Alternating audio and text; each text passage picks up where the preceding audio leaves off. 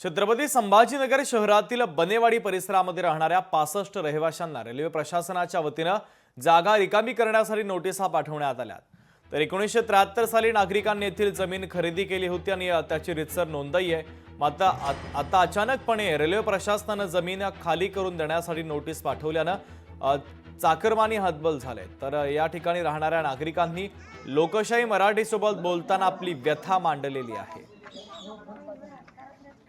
ही जमीन जी आहे मी 1973 मध्ये घेतलेली आहे आणि हे सर्व आमचे गरीब बंधू भाऊ जे आहे यांना दिलेली आहे। शिवाय आता हे अचानक हे नोटीस आली आहे। हे अचानक आम्हाला 1 महिना झाला नोटीस दिली, काय करायचं आम्ही याचं? रात्रंदिवस झोप नाही आम्हाला, कसं होईल काय होईल म्हणून। हे गरीब लोक आम्ही सारे रोजा मंजुरी कमवून खाणार लोक इथं। ही नोटीस जी आलेली आहे तर आम्हाला फार दुःख झालेलं आहे।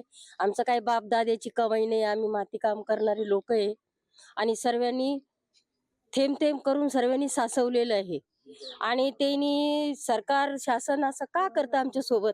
आम्ही कुठं जाणार आहे? एवढे सारा संसार लेकरं बाळ कुठं जाणार आहे आम्ही? आज 50 वर्षापासून राहतोय। तुम्ही नोटीस देऊ लागले म्हणे रोडचं काम चालू आहे, तुम्ही का बंद नाही केलं? बंद करायचं होतं ना।